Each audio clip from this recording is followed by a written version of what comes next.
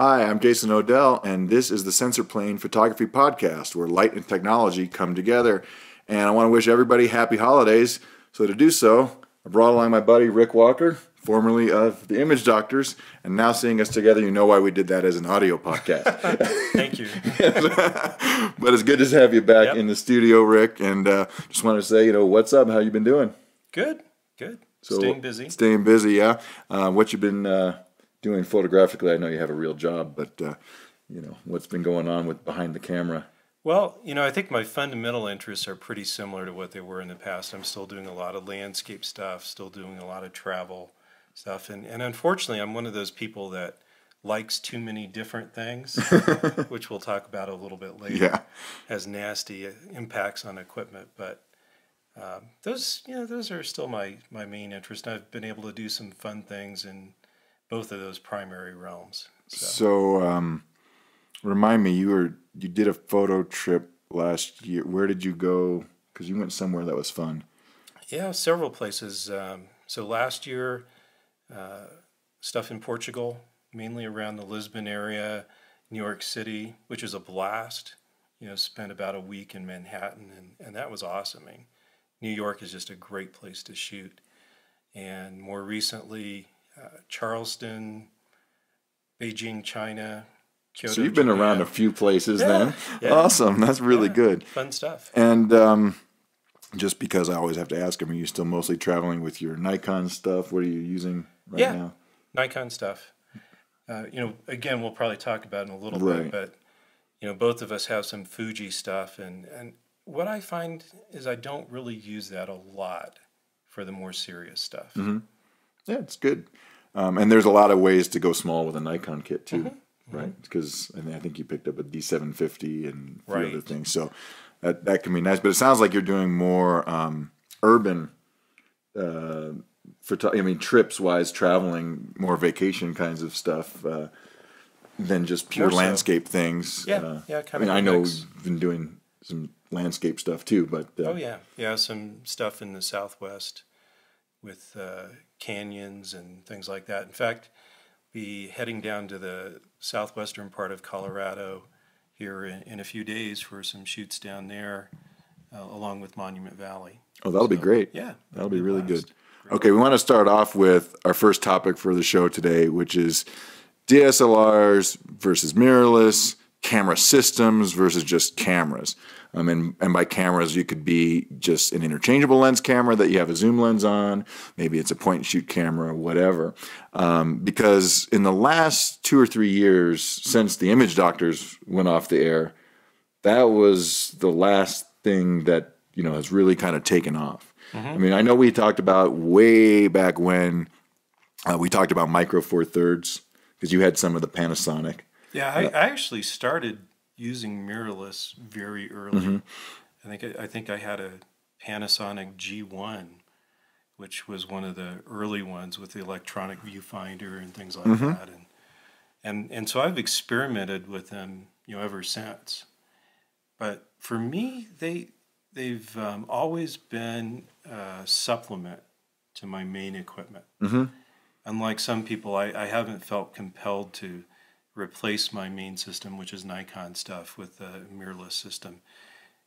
I find they're very nice. The size is appealing at times, but for me, they're just missing enough features still to keep me from switching over. There are a few too many compromises. Yeah, well, I mean, I know I've talked about it on the show, and one of the first episodes I did in this year was talking about Fuji stuff with Tony Sweet, which he loves that gear. Yeah. And, coming to the end of the year, we kind of look to see where the players are, who's got what.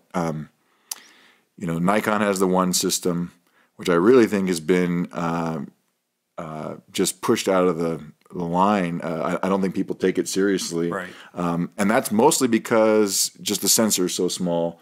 There's other alternatives at similar or better price points with better lens choices that give slightly better image quality, even though it's a wonderfully small camera. In fact, we're looking into my Nikon 1V2 right now, which is what I use to record these podcasts. It's great for that. I actually really like it for that purpose, so I haven't gotten rid of mine.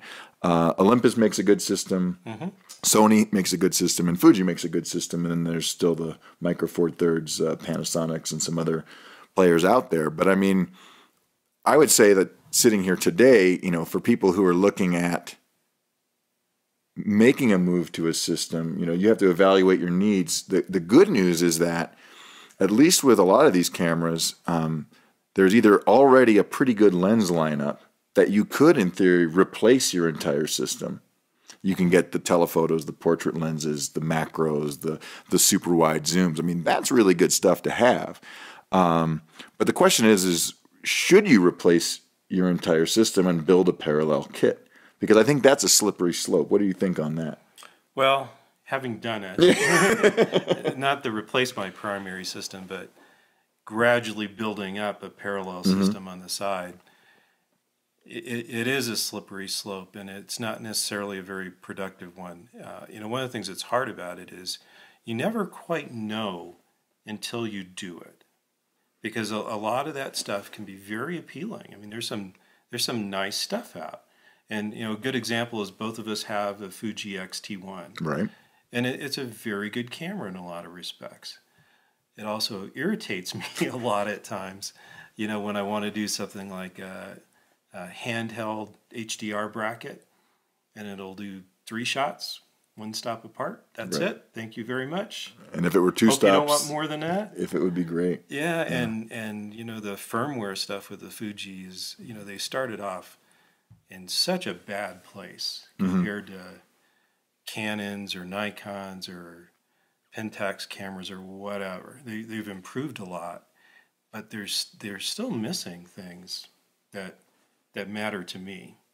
And it's flash capabilities. It's the thing I was mentioning about the HDR bracketing, and you can't do 100% preview on your screen unless you shoot RAW plus JPEG. Otherwise, you see it at low resolution. Right. And it's just a long list of little things like that. Which, what happens to me is, even though the camera and the lenses are very appealing in some respects, especially if you're going on a vacation style trip, I end up leaving that stuff at home just because I find myself not wanting to make that compromise in the end. There's still great places to shoot, and I want to get good shots, and more importantly, enjoy myself and not feel like the camera's getting in the way.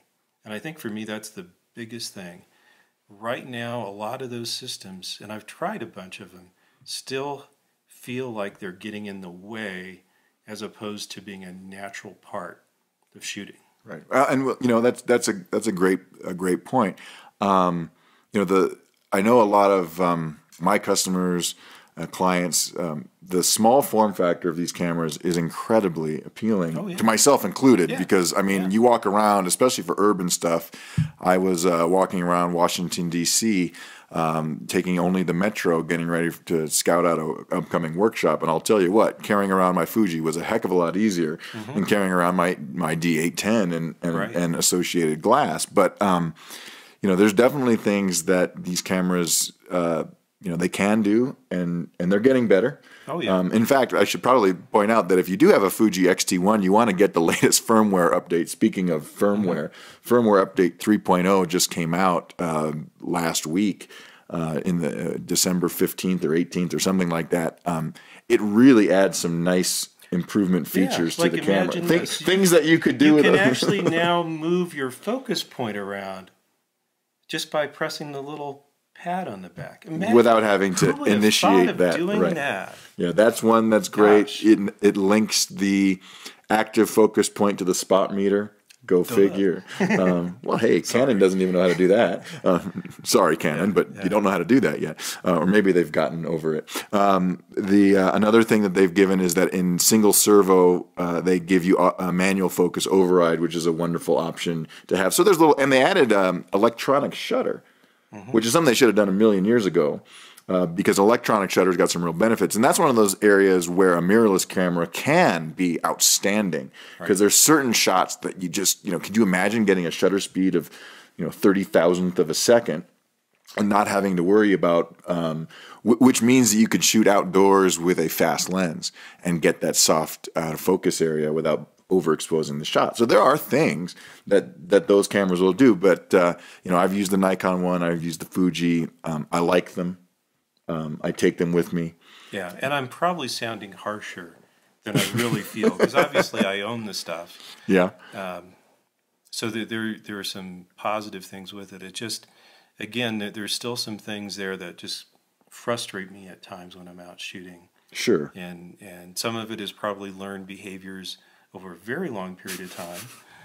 Since I started when I was 10. So you're saying you're set in your ways. I am set in my ways. That happens, but there's goodness. You just want to go into it with your eyes open, I think.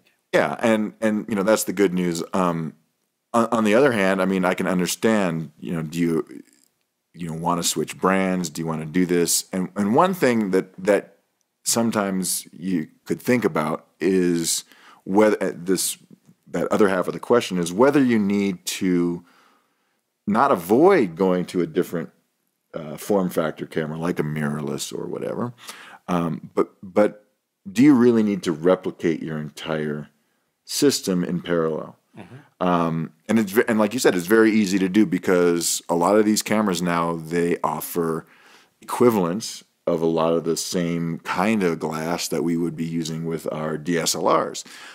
So I know Fuji just came out with a 70 to 200 2.8 equivalent. I know that there's wide. You've got the super wide. These are great things to have because it means that you can go out there with this system and replicate it. Mm-hmm. But do you need a parallel system? Because I think that's the pitfall. I started buying a bunch of lenses and then I started realizing, wait a minute, I'm not taking these because I'm going on vacation. I want my zoom lens and maybe one more wider or a fast prime to have to supplement it, and that's enough. So is that what you find yourself doing as well, or do you ever see that? I've definitely ended up with more stuff than I should have. I'm sure that's a surprise, but I like I said, I do have that problem where when push comes to shove, it's not what I take.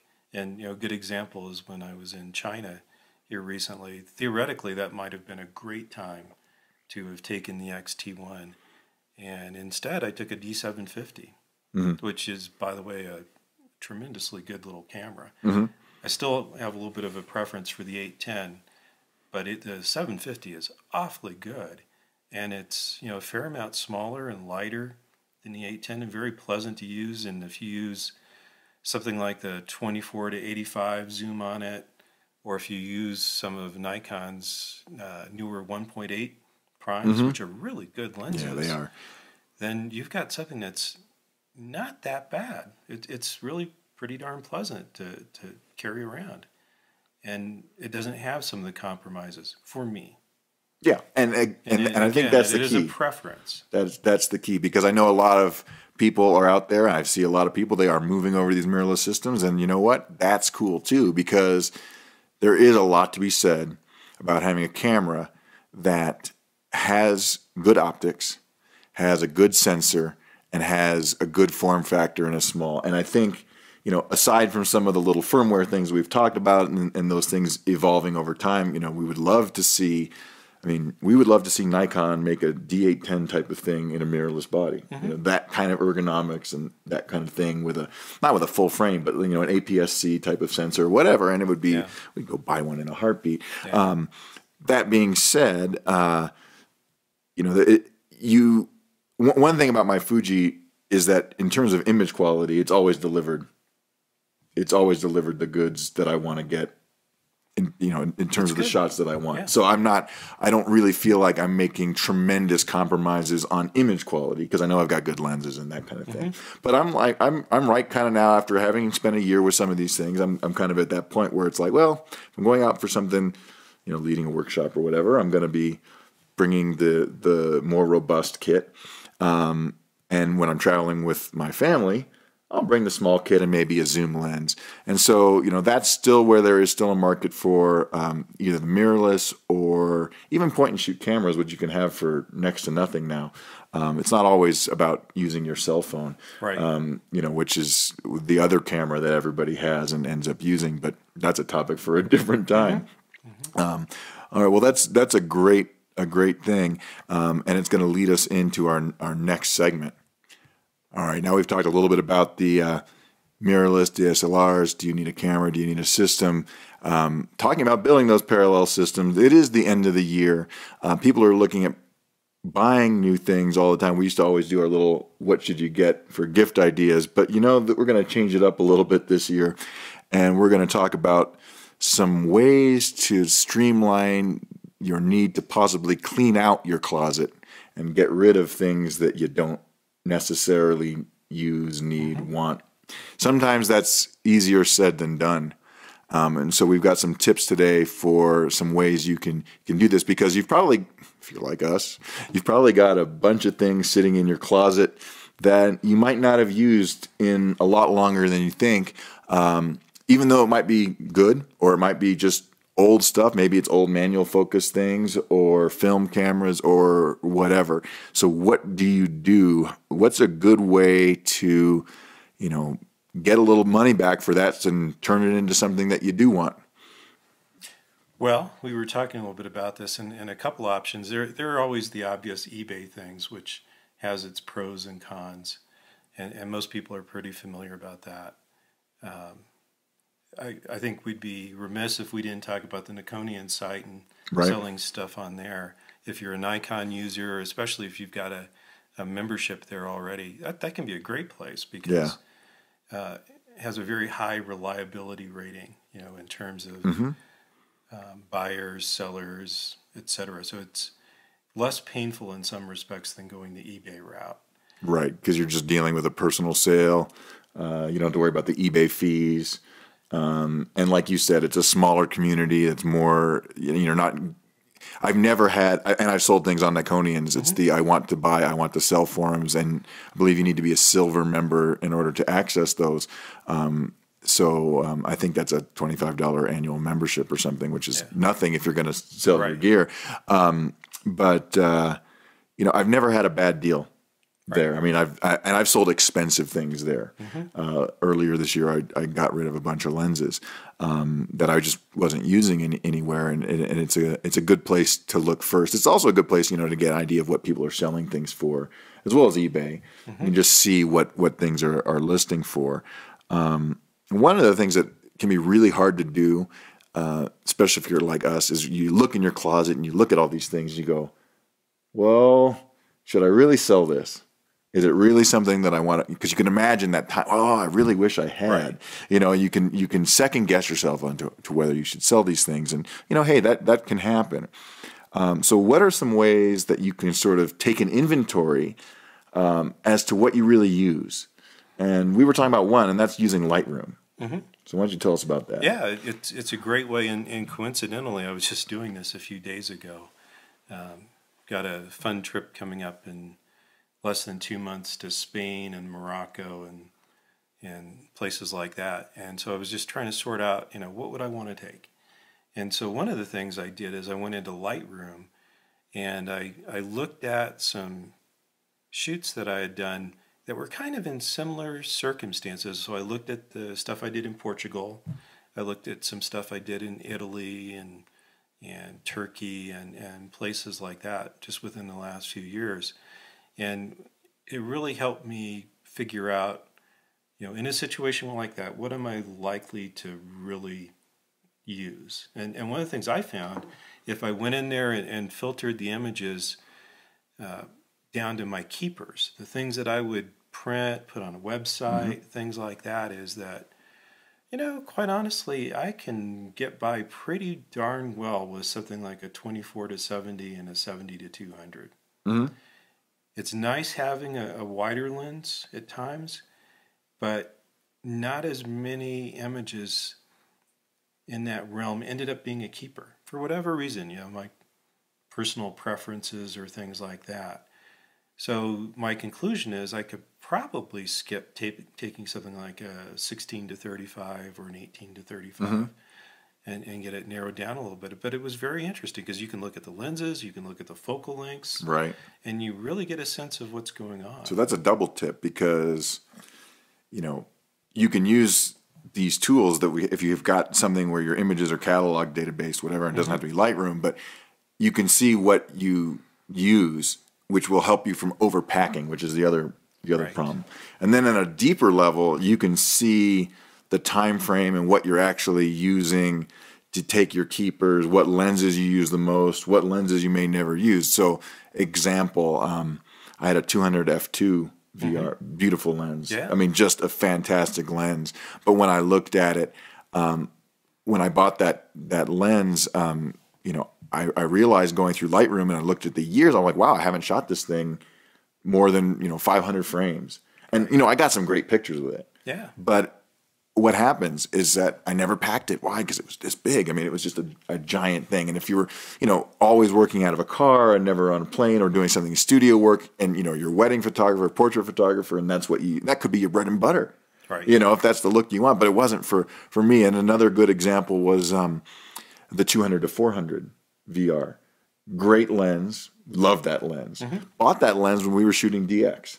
I mean, to go way back. I mean, I took that lens to South Texas for our very first scouting trip and then subsequent workshops. And then the D3s came out and we went to FX, and guess what?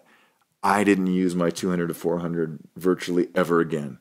Yeah, I mean, I've used mine. I've used it, but I didn't. I really didn't use it when I got the 600s and those other things. I was always either taking something smaller, and I couldn't pack two big telephotos. So when I looked, I said, "Wow, I really haven't shot this lens more than a handful of times since 2009." Yeah, Maybe I can live. And if I haven't shot with it in the last 2 years and haven't missed it, maybe I won't miss it. And that's the kind of thing that you can use those tools to really just decide, what you're gonna do. Now, there are going to be some lenses and cameras and whatnot. Cameras are always hard, especially digital. You try to get a good deal on it. It's just very difficult. You have to be prepared when you're going to sell used gear that you're going to if you sell it in a private sale, you're probably looking at, maybe 70 to 80% of the purchase price, depending on the item that you bought and what condition it is in, and all those other things, and that you'll have to figure out. There's going to be some challenges though. What do you do when there's gear that just isn't that popular anymore? And I have some good examples for that. I had 35 f2 AFD, 24 2.8 AFD, good lenses. Yeah. I liked using them, especially because they're small. But I had listed those for sale several times in the past. Nobody ever bought them. Why? Because there's better choices now, and most people use zooms and things are inexpensive. So what do you do with that? There's some third-party options you I thought can you go were to. going to say you put them in a closet in your basement. Well, I did, what I do. and I had them there, and so we were both looking around. We were talking about this. There's a couple of places where you can sell gear directly to stores. So there's some places that will buy your used gear. You're never going to get the same kind of dollar price that you would get if you were selling it in a private sale. But for some things, especially stuff that still has good functional quality, it might be better to sell that to a company, to a shop, than to not sell it at all. It's better to get $200 for something instead of zero. Especially if you don't ever use it and it's just taking up space in your closet and your spouse says, "What the heck is all this junk?" and you need to clean this out, honey. I'm not saying that happens. That never happens. But so a couple places, B&H, they will give you an online quote. KEH Camera, they're in Atlanta. They will also do that. And both of those guys, I haven't tried other ones, but both of them will give you an instant quote online so you can see what it is. Now it's pending their evaluation of your equipment. They'll also give you a ability to print out a prepaid UPS FedEx label. So it doesn't matter how much stuff you're sending back. You just get a box that you can pack them up securely. You slap the label on it and ship it off. And once they get it, evaluate it, they'll give you the final quote and they send you a check with no questions asked. So that's... Yeah, and that's a good option, especially if you're busy and you find yourself just in a situation where there's some inertia going on with it, selling it. You don't have quite the time to do all the nice little product shots that you typically need, and just the care and feeding that goes along with selling it. So it's a good option, and if you're not realistically going to sell it otherwise, do it. And they're pretty decent in terms of the prices. Yeah, I mean, you're going to get probably half of what you're going to probably get 2/3 of what you could sell it for in a private sale. Yeah, but it depends on the item. Yeah, and I'll just say when I worked in a camera store long, long, long ago, the ground rule that store used was 50% of current retail for that used equipment. So if it was going to sell for $200 on the used market, right, they would offer someone $100, and B&H and KEH are offering better than that. Yeah, so that's usually better than that. Depends on the item. Now you might put something in there and you might see that it comes up for next to nothing. It's like, wow, they're giving me $5 for this. Well, what that really means is that they don't need that item. They're not going to sell it, and they're just not interested. So you can still sell it to them for $5, which, hey, if you're just putting it all in a box, who cares? Or you put it on your shelf and use it as a decorative item. Yeah, that's right. Spray paint it for the holidays. Put a plant in it, a chia pet kind of thing, all of those kind of things. That's right. Well, I just sent a box of things off to KEH myself, and it was really nice just to have a lot of these little things that I could just ship one time. Yeah. So that's where you have to kind of trade off. Do I really want to go through every one of these little things? And then hypothetically, you get brownie points from your spouse. Right, hypothetically. Hypothetically. So we'll see how that works out for you. Mm-hmm. So far, so good. So far, so good. Okay. Nice little discussion there on cleaning out your closet. We hope it works for you. Make some space. It works for us. Yeah, no kidding. We want to leave you with one other announcement, and that's Workshop. Woohoo! We thought we'd get together for 2015 and have a little reunion tour, if you will. We are going. Still need to get the T-shirts made up. Well, that's right. The Smell the Glove tour didn't work out so well, but won't do that again. No.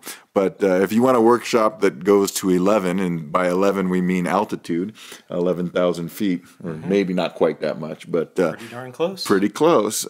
We are going to lead a 3.5-day wildflower Colorado Rockies trip to Crested Butte, Colorado, which is the spot to do wildflowers. It is an awesome place. If you see shots of wildflowers in Colorado, they're typically made at just a few places. One is Yankee Boy Basin. The other is American Basin, both by Ouray, Colorado, kind of in the southwest part of the state, sort of. The other great place is Crested Butte in late July, early August, and that's when we're going, and it is awesome. Yeah, July, mark your calendars down, okay? July 21st through the 24th, 2015. Information will be at my website. Just go to the workshops page, look up Photo Safaris. It'll be posted there. You can register. If you register before the end of January, you'll save some money on the registration. But one of the things about Crested Butte, it's about a 4.5 to 5 hour drive from Denver, 4.5 from us from Colorado Springs, 3 from Grand Junction. So those are sort of your major airports if you're thinking about flying in. We've got a block of reserved hotel rooms at a discounted rate, so that's not going to be expensive. Compared to Ouray, going to Yankee Boy, going to American Base, those places typically require you to have a Jeep or some kind of serious 4-wheel drive vehicle. Yeah. Crested Butte's not that way, and that's what's nice. In fact, most normal cars will be able to get to spots right off the road. There are plenty of them. Right, and so when if you're renting a car, you're coming out, you don't need an all-wheel drive, jacked up vehicle.